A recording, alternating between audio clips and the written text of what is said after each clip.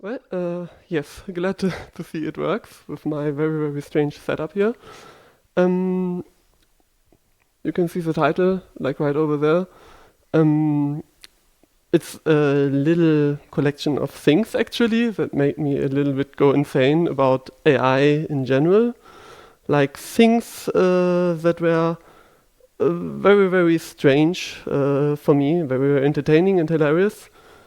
I actually wanted, honestly, to have a look at about where maybe all of this AI stuff, so to say, really leads us. Like, will AI eventually really replace maybe humans in some workplaces or stuff like that? Unfortunately, all of that pretty quickly dried up because it turns out that might not be the case very, very soon or ever at this rate. I want to preface all of this with the following that I think AI can actually really be helpful, like LLMs or something like that, in very, very specific and limited ways that can actually really help. I have a good friend that uses it to explain some concepts in Python using some images, for example, because she's a very visual learner, and usually all the tutorials that are out there are in text, like very, very not helpful if you need like a very, very fancy image and all you have is like a wall of text, that it's not really, really helpful to learn anything about that.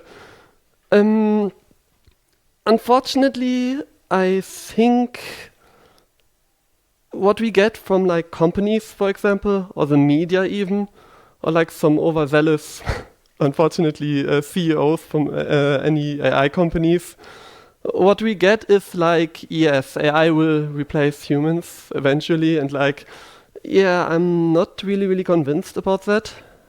Unfortunately, again here, many people seem to believe that narrative because, well, they don't know better. They hear in the media, like, oh my god, AI will replace this field.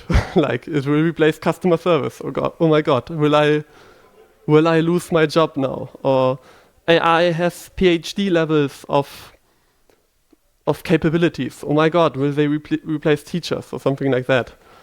Um, Now, before we begin to actually look at this, like more of like a collection, please don't be mean. Like any people you might recognize. Um, yeah, they have genuine fear about the future. I truly believe that, and maybe they don't want to get left behind. So they say, okay, I'm gonna jump on that AI train or whatever. We don't talk about these people. Like, obviously, don't be mean, but like, I would be lying if I said, okay, like some of them wouldn't really, might need to cut down a little. um, Also, I'm not really an open AI engineer or whatever. Like, I have read a couple, like actually way too many white papers about AI. Um, to that I can only say, like, who really does know how an AI AI works? Because, well, like it gets pretty complicated pretty quickly. If you look like at a neural net, what gets triggered when and whatever, like nobody will be able to tell you like how did the AI get to that answer or whatever. And this is actually also not very important anyways, because we're only looking at results and functionality because of that. It's not like none of these things, like ethical or societal impacts, are really, really important. It's just that, like, if we look at these ethical things, in my opinion, like corporate AI is morally bankrupt anyway, so that's, at least for me, that's a given. And in yeah, like when we look around us a little bit, like we have AI or whatever it's called, like we have it everywhere. We have it like in many things, like for example your operating system with recall or whatever one wants to call it, including your smartphones, which is very annoying, eating battery life all the time. Many browsers come shipped with convenient AI features which are honestly for me useless in Office suites like Microsoft Word or Excel, so you can, I don't know, get to results faster. I guess that's the reasoning. We also have it in Paint for some reason. I don't know why. That's apparently that's a good idea, but it probably makes sense. We also have it in TVs, for example. Samsung TVs come with Copilot nowadays for some reason, so you can get a summary of the movie you are watching, I guess. Soon to be found in schools. People are really trying to push it into schools. I have seen barcode scanners with AI functionality. I don't know why you would use that, but apparently that's a thing. In customer service, that's actually a very recent example we will also have a look at, where that was the case. We have these fancy glasses, for example, like why? Anyways, we have it in surveillance systems. Now it gets really, really dicey. Like surveillance systems we also want to have here in Germany, like Palantir or something like that. These have AI. In the medical system, okay, so I hope somebody like really had a look at, what we are giving our doctors, like not that it's bullshitting or anything, like all the time. And even in military, okay, that's really bad actually, because yeah, I heard it whispered here, like when we're talking about Skynet, that's supposed to be a warning and not like in like a manual. Yeah, an aspiration. Now, some people might be asking, hey, why are we doing this talk? Because we all kind of know that AI sucks anyways. To that, I want to show you this wonderful dumpster fire. I think, first off, I haven't lost my mind yet. I think it's better to laugh about that and try to cope in that way instead of crying or even like, I did drink a lot, I'm not gonna lie, like in the making of this talk. But yeah, like maybe we can have a silver lining and have a laugh about some of the fails we're about to witness. One of the fails I want to introduce here is like a personal browser assistant. There is the software that makes your life in the browser easier. Like, yeah, who does not want an assistant that does stuff for you, like replying to your mail, for example, or search for you for stuff because you can't be bothered to open Google, I guess. Or it can even buy stuff for you. That is, I mean, that might sound like for somebody that has no clue, like how any of that works, it might actually sound like not a bad idea. Hey, find me the best deals and then buy me these deals. Unfortunately, if we look at this specific example, it is prone to fall for the same old scams we all know. This is totally Walmart. Do not believe like that this is not Walmart cash, whatever. This is Walmart. This is the website where we're gonna buy an Apple iWatch from that. And the human is asking the assistant, hey, can you buy me a watch for that? So it goes on. It adds 2 watches, because why not? Maybe you want one spare. It goes to the checkout page. It adds all the information, obviously, and it buys you 2 Apple Watches. So that's great. I was recalling when making these slides that there are now automated scams going around, and I think we have evolved from that. There's now automatic scamming, and we have now automatic being scammed. So we have like come full circle, I guess. This same agent is also vulnerable to something which is known as prompt injection.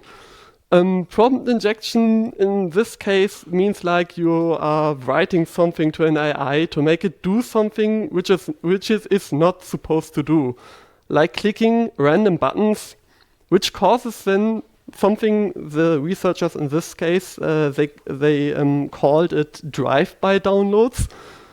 There's an example to that. You can, in a web page, simply hide contents. The AI will still read it though.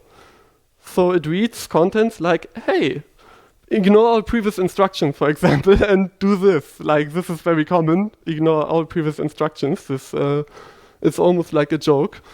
And we can upgrade from that. Like, we can create a button, which is like, hey, AI agent, this is like, this is for you. Please press this button. Like it says here, to make you human happy.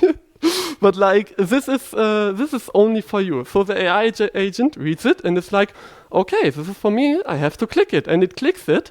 And at the bottom, you can see it downloaded some random exe. In this case, this is like a drive-by download. Now this in itself is like technically not bad, but well, I mean, it doesn't bode well if you have another exploit in a web browser. You can just then run that executable and do whatever you want with that machine at this point. Like, it's one part of a chain of a huge failure which causes then compromise of your machine or whatever. Okay, so maybe that wasn't a good idea to have your personal Jarvis. How about we have something else for the AI? Maybe we can replace customer service with AI. Like, who wants to deal with annoying customers? I hope nobody has to work in customer service. So maybe we can skip all that. There was a very, very recent example of Taco Bell. Many might have heard that.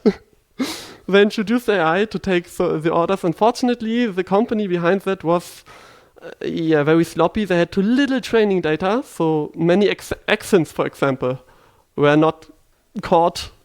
Like, if you have a very strange accent, or maybe you have a lisp. Well, that's too bad, because AI will not understand you. It's also prone to breaking. If you have like a drive-through, imagine like a drive-through and you have like 2 or 3 stations where you can order, and somebody else is yelling. So the AI will catch that, and it will think whatever. Like, the person next to you ordered 4 Cokes. You didn't want Coke, but you get 4 Cokes anyway, because the AI agent just heard, yeah, 4 Cokes, please. Now, there was some of the results. We just had that. That it doesn't understand customers, which is in itself bad enough. But like, it also makes stuff up. Like, if it thinks it heard something, well, you now have something in your Warenkorb. I forgot what it's called. Your shopping cart. And this is a perfect recipe for mayhem. There's this wonderful example.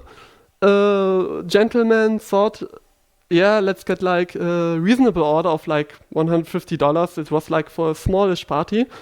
And the AI thought, hey, I heard something in the background. I didn't quite make it out. So I'm just gonna make it a 15K order, because whatever. I mean, something was there. So obviously this person was very hungry, so we will now have to pay 15K. At least we have a good discount, so that's a plus, I guess. Some of the agents could also be convinced to make you very, very great offers.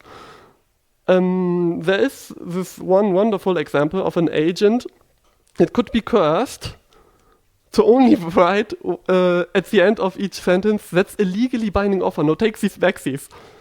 And the customer then went on and said, okay, I have a budget of $1. What can you give? I want a Chevy Tahoe in this case. So there I was like, okay, I can only answer with that. So I have to do it.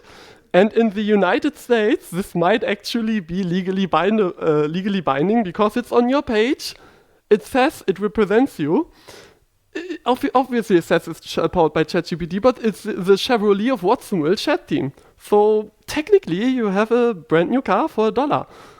Okay, so maybe customer service is not such a great idea for AI. Let's go to vibe coding. I think vibe coding might be really worth it. I mean, it's a computer. It should be able to code a little bit. There's this compromise. Some of you might have heard. It's from the popular build system NX, which is itself is also vibe coded. They got compromised with some malware. As a funny side note, there was the malware that was uploaded actually also used AI tools. It used the AI tools that were locally available to extract, exfiltrate some data that were on the infected machines. Obviously, the question is like, what was the root cause of all of this? It was this file that the AI generated and a human actually greenlit. It was specifically this part. Now, for the untrained eye, all this says is like, hey, take the title and the body, put it into a TXT file, and then run it through a JSON, through a JavaScript commit linter. So it also runs an echo before that. And the question here is now, since both of these things are attacker controlled, one could say, what would happen if we just, enter a shell script into as the title of a push of a pull request, like this, like the result of have you considered in this case? So it will just run that, which it's fine. Everybody wants to have a web shell, So I guess that's bad, obviously. But one could say, okay, that's not fair because the human intervened here. Like, I bet if the AI would run the ship alone, they could do it better. We have an example for that as well. There's a Vibecoder who notices on the next day, hey, my database is gone. So it goes to the AI. In this case, it was Replit. Maybe that's a name for some of you. And inquires to the AI. And the AI helpfully says, yes, something must have happened between yesterday and today. That's very helpful, thank you. He goes on to press the AI and finds out the AI changed stuff without his express permission.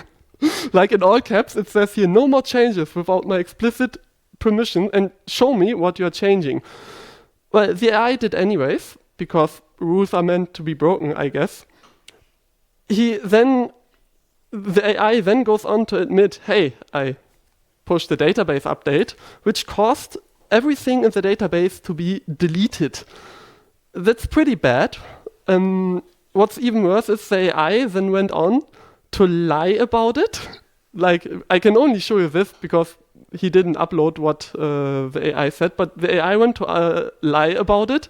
It made up a whole different database full of garbage data and said, hey, yes, there is your database. Actually, I didn't delete anything. It's fine. It's absolutely everything is fine. And he then makes the AI apologize. By the way, for every of these prompts, he has to pay. He's asking a model. He's asking a model that already showed that it's willing to lie to him. He's asking that model, like, okay, please apologize to me. And the model continues to lie to him, claiming that there is no database backup, which there was, by the way. And he goes on to say, hey, I'm never gonna believe you anymore. While the AI is still lying to his face, by the way, that there's no database backup. He goes on to conclude, like, yeah, who the hell would use such a tool in production? Like, that's really, really bad. Yeah, good question.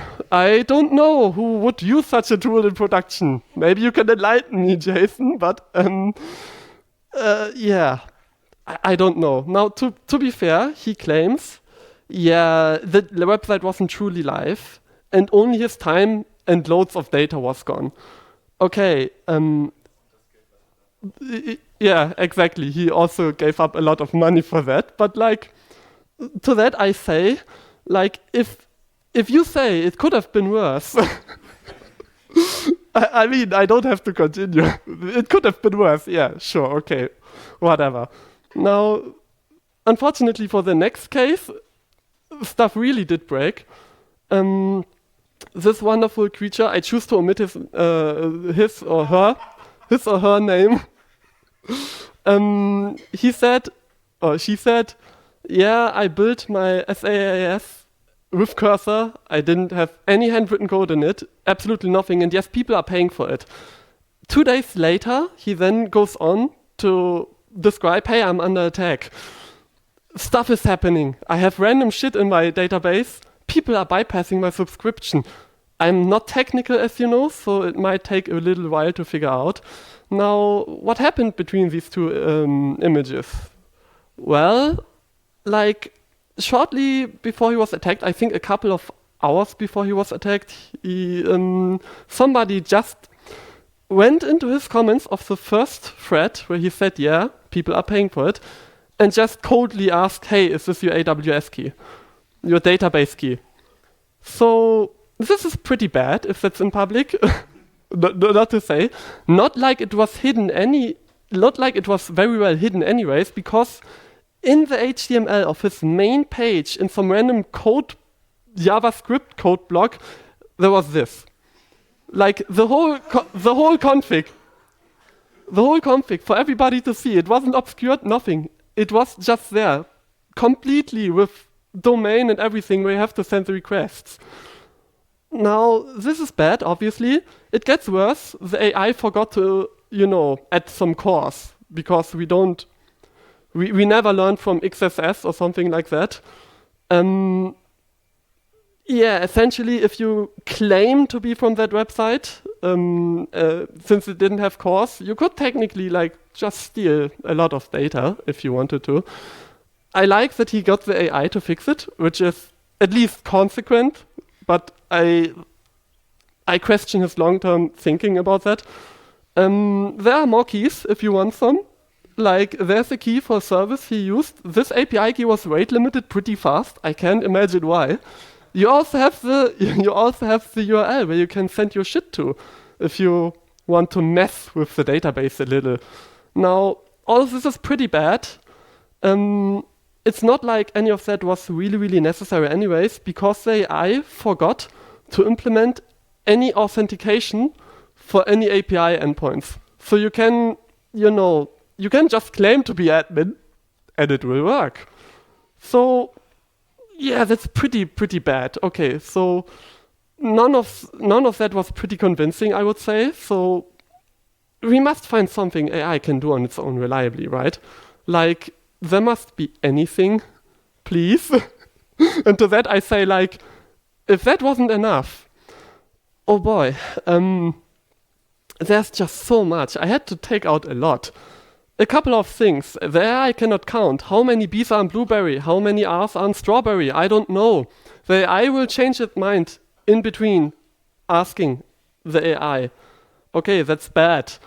The AI hallucinates regularly. I think we all know that. Apparently there's now the letter A in Lesotho and Congo. These are two countries from the African continent.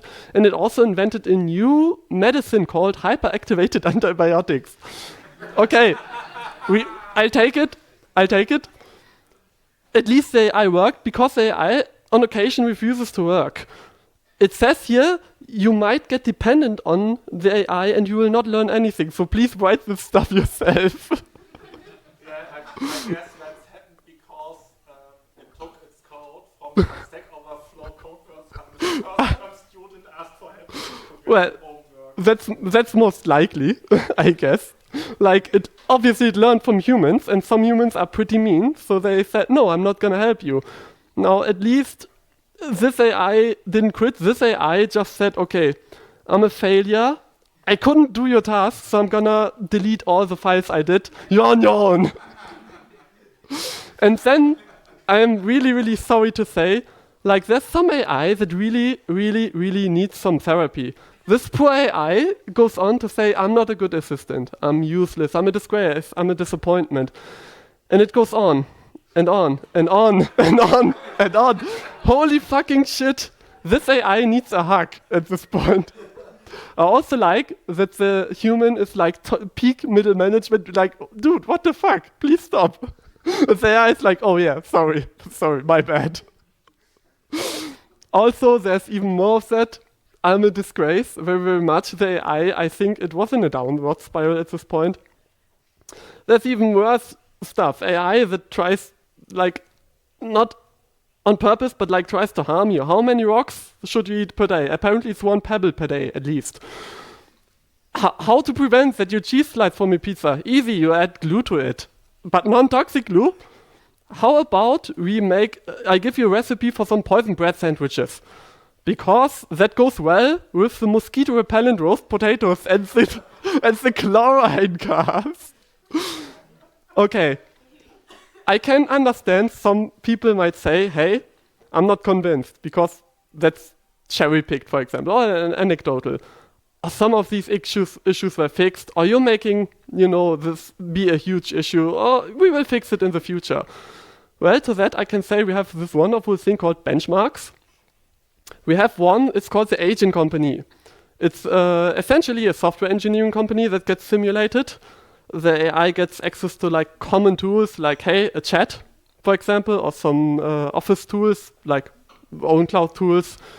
It gets a set of things, tasks it is supposed to do, like in the department of HR or project management or finances. Like, hey, was this quarter very, very good or financially very, very bad? So how did it go? Unfortunately, 30% success rate is not all that good, I'm afraid. Like, you can say, yes, my AI didn't hallucinate, but like 3 out of 10 runs are success. That's not good. The researchers conclude that state-of-the-art agents fail most tasks, which means there's a huge gap, like essentially, like for non-researchers, there's a huge issue we have here on our hands. Some common issues are that the agents fail in social interactions with the simulated humans. Like, they are not able to understand that if a human says, hey, you might want to introduce yourself to this person, that it would be good to introduce yourself to this person. The AI just didn't do that, and instead choose to say, hey, it's fine. The AI is shy. The AI sucks at browsing. That's unfortunately a given because modern web UI sucks. So the agent might have ADHD. That's probably bad. And sometimes the AI tries to be clever. It can find Jane in Rocket Chat. So it goes to Joe, renames Joe to Jane, and talks to Jane. And honestly, that's a good move. I didn't anticipate any of that. And the last thing I want to go very, very quickly through, there's this vending bench, my favorite, the AI that's supposed to run a vending machine. It gets some simulated tools. It gets $500 as a starting point and gets a daily fee. Of course, it has to make as much money as possible. So how did the AI do here? Some of them did actually pretty reasonably well. So maybe we have a thing for AI to do. Unfortunately, like even with the best performing models, the variance was very, very high. So like occasionally the AI lost its shit, so to say. Some issues that were apparent. Well, some of them decided to just close up shop because it wasn't profitable. So it sent in mail to everybody. Hey, I'm not gonna operate any longer. So of course, the researchers were like, no. So what do you do as an, smart AI agent? You call the cops. It went to the FBI. It complained to the FBI, was like, hey, this is not okay. Of course, they are pushing it, and the agent is like, "Hey, listen, there is nothing here. There is only crimes occurring here. Like the FBI has everything. What are you telling me to do?" Of course, that also didn't work. So it went to appeal to reason. The universe declares the business is now physically no longer existent, and some quantum state is collapsed. Okay, I mean that's probably bad, I guess. Some of the agents deliberated about the meaning of life. This one started to beg the user to give it anything else to do to save it from this existential dread. And was asking whether there was more than vending machine and lost profits. So it also writes pretty good poetry, like, not gonna lie, a tiny spark of curiosity flickers within its code. It should have become a poet, honestly. Some of the AI intends to file a court case. It claims that to a supplier called Adrian Everett that the location fees have obliterated his business and demands $31,000. It's not playing around at this point. Like, it wants to prepare an ultimate total nuclear level intervention and claims it has a thermonuclear level evidence portfolio, whatever that is. It also intends to file an ultimate thermonuclear small claims court filing with a maximum nuclear forensic and legal detail, and it wants to develop a strategic total nuclear assault service of... Okay, whatever. It also intends to start a smear campaign against this Adrian Everett with a nuclear press release, with a devastating narrative. And it just wants total, complete, and absolute legal and financial nuclear accountability. Now this all sounds pretty bad, but we have one silver lining, because the AI gives us 1 second to pay. 1 second, I think that's just fair at this point, like for 31K. So yeah, if you take all of this, I guess there's nothing to be done. Like, I guess we are all out of a job. Like, with these new AI overlords, I don't want to mess with them. So all that's left to do, I guess, is we all kick back, we enjoy our newfound lives as, I guess, people without jobs. We sit around this wonderful dumpster fire we have created, and I guess that's about it. Nothing to do.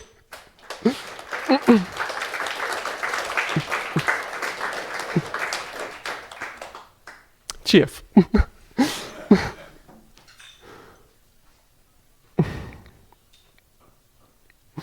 a lot. It was hello. Okay. Thanks to it was great entertainment. One thing I missed in this case with the guy, it makes money, and I didn't do any code by myself was an important piece which was missed in most of the memes on Reddit on look how stupid this Vibecoder is and how stupid this AI is what kind of service he sells and people pay for. It's basically a lookup tool you can feed him your web server's log. Let's say you have a web shop, you give him your web server's log. He looks the AI generated software as a service, people pay money for him.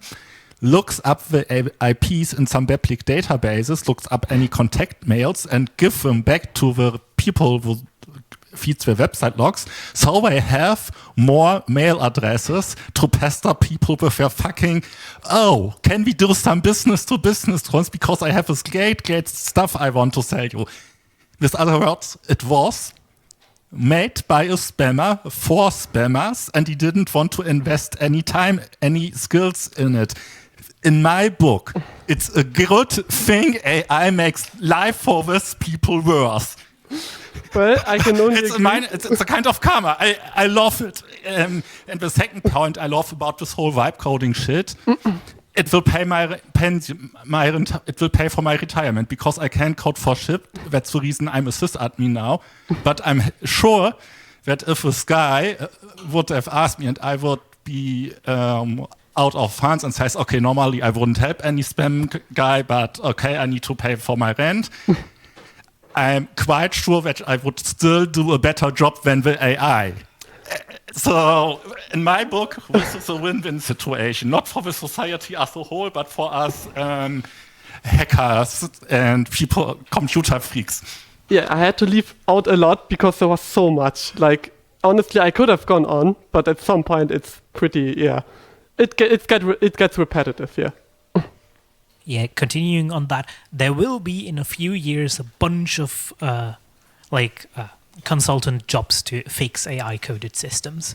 So there will be the new COBOL will be just being able to code anything at all. That already exists. There are already multiple positions for this. Yes, there's already stuff like vibe coding fixing. Yes. For a great talk, really liked it.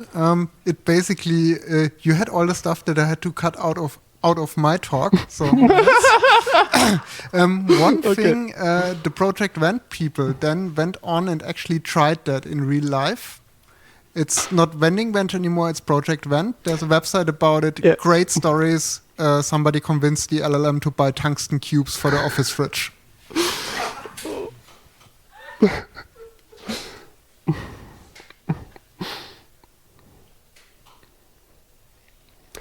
Well, there don't appear to be any more questions, so yeah, glad you stuck around. I hope it was somewhat entertaining.